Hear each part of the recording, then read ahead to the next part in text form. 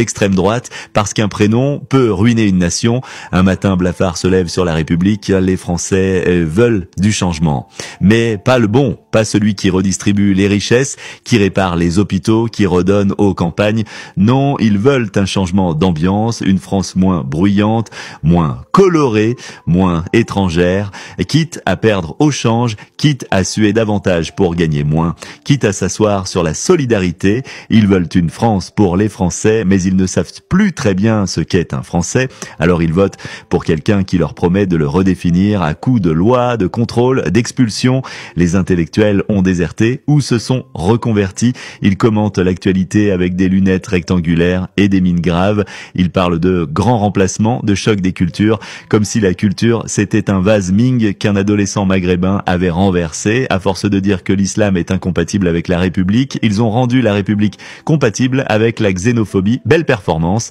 Dans les studios parisiens, les éditorialistes jubilent. Ils ont gagné à force de plateaux télé, de faux débats et de polémiques gonflées comme des dindes de Noël. Ils ont redonné ces lettres de noblesse à la haine polie. Ils ont repeint la peur en bleu, blanc, rouge. Et dans les campagnes, les ouvriers votent contre leurs voisins, contre les médecins de leur mère.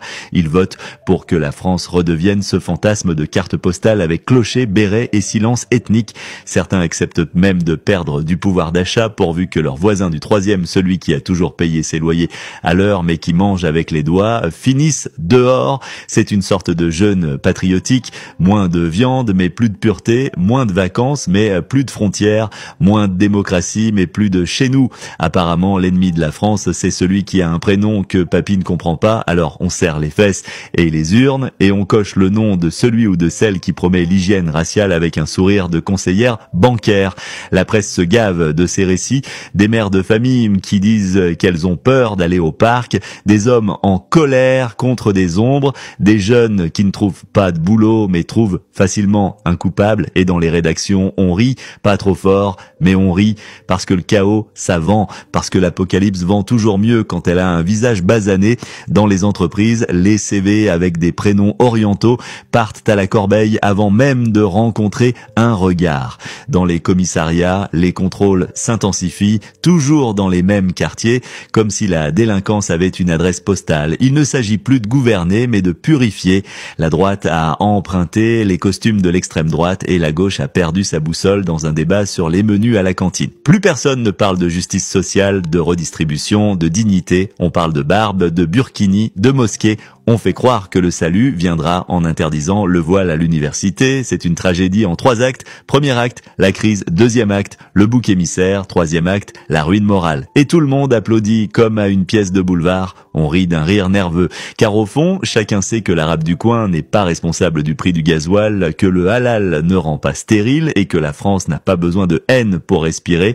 Mais la haine est plus simple. Elle se vend bien. Elle s'imprime vite. Elle fait voter. Alors voilà, les Français vont peut-être se choisir un président qui promet la fin du chaos par l'expulsion des visages. Ils vont peut-être accepter de gagner moins pourvu que la France gagne en francité. Ils vont peut-être élire la peur, mais ils ne seront pas plus heureux, car la peur, une fois installée, ne part pas. Elle réclame toujours plus, elle mange les libertés, les droits, les rires. Elle ne se contente jamais d'un immigré de moins. Elle veut une pensée de moins, une couleur de moins, une voix de moins. Dans le ventre mou de la patrie, la France éternelle panique. Elle voit des barbes dans sa soupe, des prénoms dans ses cauchemars, des foulards sur ses fromages.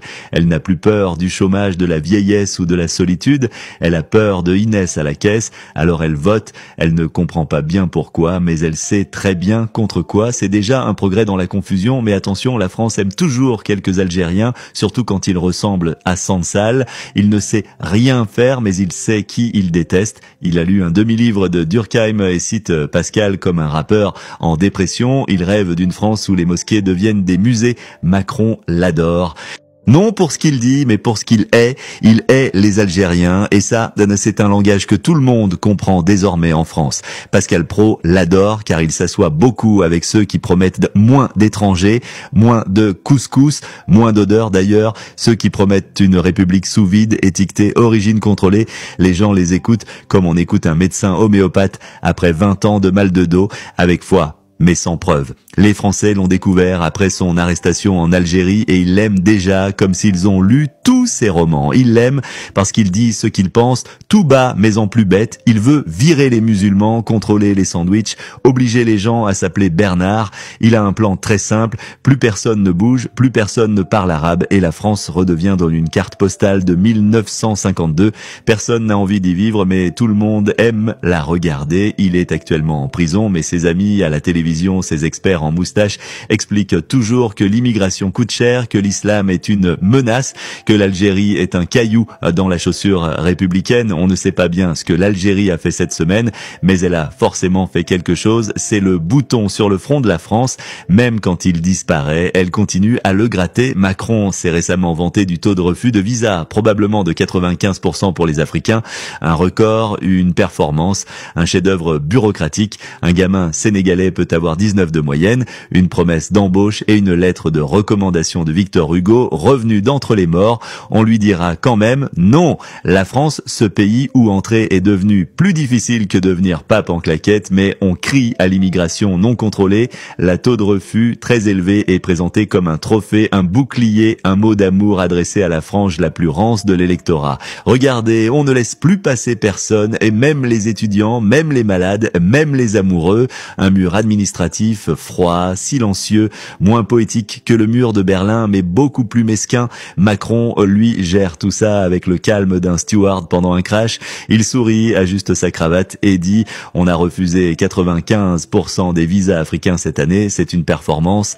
Il croit faire de la diplomatie. Il fait surtout de la vengeance coloniale, version tableur Excel. On dirait un DRH sadique qui refoule des CV en fonction du prénom, puis colle des post-it diversité sur les murs. Le rêve, désormais, c'est de retrouver à l'avant. L'avant quoi? Avant l'immigration, avant les banlieues, avant la télécouleur, avant que l'on découvre que les colonies, ce n'étaient pas des clubs med. Bref, l'avant où la France se regardait dans une glace et se disait « Je suis belle car je suis seule ». On appelle cela la nostalgie ethnico-solitaire. Ça se soigne mal. Et si un jour, cette France-là obtient son président d'extrême droite, si elle le porte au pouvoir comme un bouquet de ressentiment en pleine gueule du réel, alors elle découvrira que l'on peut très bien nettoyer une maison au point de la rendre inhabitable, parce que parfois, en chassant les autres, on finit par se perdre soi-même. Le plus drôle, c'est que même les racistes vont finir par s'ennuyer. À force d'expulser tous les gens intéressants, il ne restera plus que un apéro 100% patriote avec des chips nature et des débats sur l'identité. Ça donne sûrement envie de sauter dans la Seine avec un dictionnaire, mais tout ça, c'est aussi un peu la faute de Trump. Ouais, Trump, ce chewing-gum orange collé à la semelle du monde, il a débarqué comme un vendeur de hot-dog dans un opéra, éructant des slogans, insultant des gens au hasard, et soudain toute la planète s'est dit « Tiens, si on faisait pareil ?» Depuis, l'extrême droite a fleuri comme des champignons toxiques sous une pluie de ketchup, et la France, comme toujours, n'a pas su résister à la tentation d'imiter l'américain. Depuis, la France regarde les États-Unis comme un ado regarde un grand frère qui fume dans sa chambre. C'est mal, mais ça a l'air cool, et forcément, ça finit par l'imiter mal avec un accent franchouillard et des mocassins trop petits. On pourrait presque croire que l'Europe a signé un contrat moral stipulant en cas de débilité made in USA, obligation d'adhésion sous 48 heures.